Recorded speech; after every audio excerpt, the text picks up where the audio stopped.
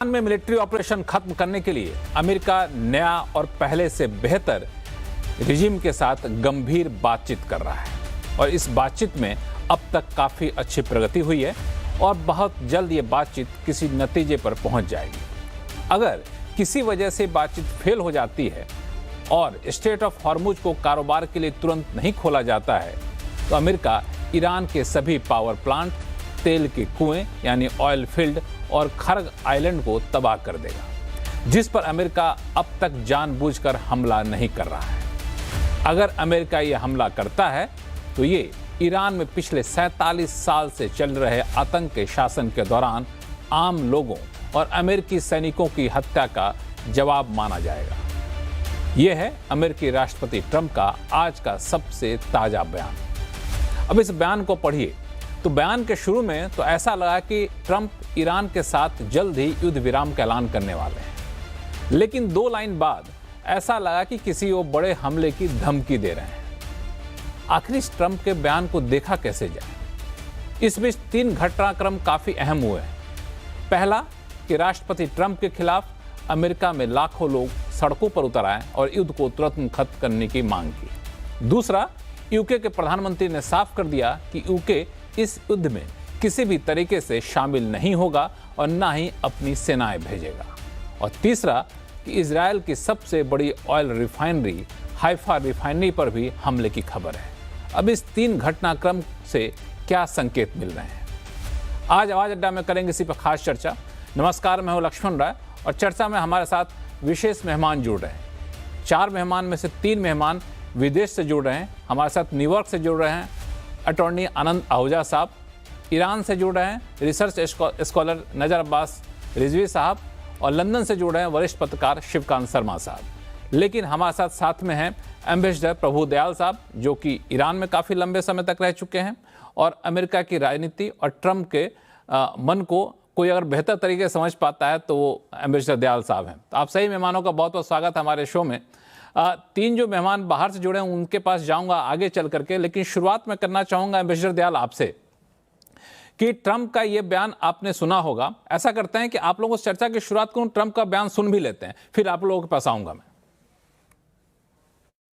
We've had very good negotiations today with Iran, getting a lot of the things that they should have given us a long time ago.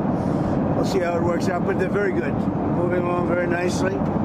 They've destroyed a lot of additional targets today. The Navy's gone, the Air Force is gone, we know that. But we destroyed many targets today. It was a big day. And we are negotiating with them directly and indirectly. चलिए हमारे चारों मेहमानों को दिखाइए और शुरुआत में ambassador Dayal आप ही से करना चाहूँगा कि ट्रंप के बयान को जो उन्होंने अपने ट्रूथ सोशल पे लिखा है वो मैंने पढ़ के सुनाया। ट्रंप ने क्या बोला कैमरे के सामने वो आपने सुना, तो आप इसको कैसे देख रहे हैं? ये सीज फायर का संकेत है या फिर किसी बड़े हमले का संकेत है या फिर ट्रंप का बयान जैसे आता है वैसे ही है? लक्ष्मण जी, शो में बुलाने के लिए आपका बहुत बहुत धन्यवाद। देखिए, आपने जितनी चीजें जिक्र की, इसके अलावा एक बहुत महत्वपूर्ण बात यह है कि ईरान ने साफ साफ ये कह दिया है कि ये जो मध्यस्थता की कोशिश कर रहा है पाकिस्तान, उसमें वो बिल्कुल शरीक नहीं हुआ। यानी ईरान ने कोई रोल ही नहीं प्ले किया इस पूरी जो कॉन्सेप्ट फिर रहा है कि मीडिएशन हो रहा है और जल्दी से एग्रीमेंट हो जाएगा। तो ईरान की बात से तो ये लगता है कि वो किसी तरह से अभी तैयार नहीं है कि ये जंग खत्म कर दी जाए, क्योंकि ईरान ने ये बार बार कहा है कि अगर ये जंग खत्म होगी तो हमारी शर्तों पे होगी, नहीं तो उन्होंने कहा हम लड़ते रहेंगे। क्योंकि उनका ये भी कहना है कि जब ये बातचीत न्यूक्लियर इश्यूज पे बिल्कुल फाइनल स्टेजेस में आ गई थी, डील होने वाली थी, तब हम पर अटैक हो गया, तो हम कैसे विश्वास करें कि दोबारा हम पर अटैक नहीं हो जाएगा। उन्होंने जून का पिछले साल का भी हवाला दिया कि बातचीत हो रही थी, बातचीत होते होते फिर हमारे पर अटैक हो गया। तो ईरान का ये कहना है कि हमें बिल्कुल विश्वास नहीं है। दूसरी साइड पे इजराइल पे तो बिल्कुल ही नहीं है और अमेरिका पे भी नहीं। तो इस वजह से मुझे नहीं लगता कि ये युद्ध इतनी आसानी से खत्म हो जाएगा। मेरे ख्याल में अमेरिका जो है दलदल में फंस गया है और उसके फंसने की वजह यह है कि इजराइल ने हाथ पकड़कर उसको इस दल में ढकेल दिया। और हालांकि इजराइल और अमेरिका बहुत पावरफुल है, ईरान से कहीं ज्यादा शक्तिशाली है, लेकिन वो एरियल रोल जो है एरियल फोर्सेस का वो किस हद तक ही सीमित होता है, और उसके आगे ग्राउंड फोर्सेस का इस्तेमाल करना बहुत लाजमी होता है। और अमेरिका ये जानता है कि हालांकि वो बात तो कर रहा है ग्राउंड फोर्सेस भेजने की और खर्ग आइलैंड पे उतारने की, लेकिन वो ये भी जानता है कि ईरान ने भी पूरी तैयारी की हुई है कि अगर ग्राउंड फोर्सेस आते हैं तो वो भरपूर अटैक करेगा। और बॉडी बैग्स अगर जाएंगे अमेरिका में, तो अभी कल तो कई मिलियन उतरे थे, अब उसके 50 गुना ज्यादा उतर जाएंगे जब बॉडी बैग्स आना शुरू हो जाएंगे। तो सब चाहते हैं, भारत चाहता है, हम लोग सब चाहते हैं कि लड़ाई रुक जाए, लेकिन कैसे रुकेगी? क्योंकि जो ट्रस्ट डेफिसिट है दोनों साइड में इतना ज्यादा हो गया है, और इसके अलावा जो इस ईरान पे इतना हमला किया गया, उसको इतना नुकसान पहुंचाया गया, उसने जो काउंटर कंडीशंस दी हैं कि हमें रेपरेशन देना होगा, हम स्टेट ऑफ हॉर्मुज पे हमारी सॉवरेंटी होगी, जो हमारी प्रॉक्सीज हैं उन पे दोबारा कभी अटैक नहीं होगा, ये सब जो है ये पूरे रीजन के लिए संकट खड़ा कर रहा है। और खास तौर पे जो खाड़ी के देश हैं, जो टूरिस्ट डेस्टिनेशन बने हुए थे, दुबई, अबू धाबी, ये बहुत खतरे में पड़ गए। यहाँ बहुत नुकसान हो रहा है इनके डिसैलिनेशन प्लांट्स पे, इनके गैस रिफाइनरीज इस पे मैं आऊंगा आगे चल के एम्बेसडर दयाल साहब, लेकिन आपने बड़ा इंटरेस्टिंग सा पॉइंट कहा कि जी, मैं सिर्फ ये कह रहा था कि अब ये इतनी फैल चुकी है लड़ाई, बोथ हॉरिजॉन्टली और साथ साथ वर्टिकली, कि इसको इस वक्त रोकना इतना आसान नहीं। ये जिस तरीके से लड़ाई फैल चुकी है इसको रोकना आसान नहीं है। इसके बावजूद किस आधार पर अमेरिकी राष्ट्रपति ट्रंप कह रहे हैं कि बातचीत बहुत ही सकारात्मक दिशा में आगे बढ़ रही है?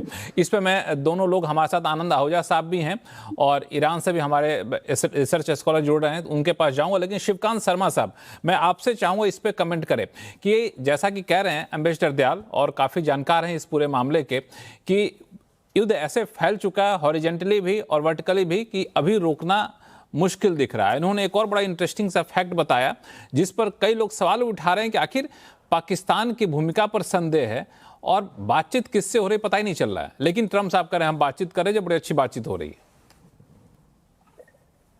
ट्रंप साहब की बातचीत लट्टू की तरह घूमती है। आज कुछ कहा, आपने खुद ही अपनी भूमिका में बताया कि पहली लाइन कुछ होती है, दूसरी लाइन कुछ होती है।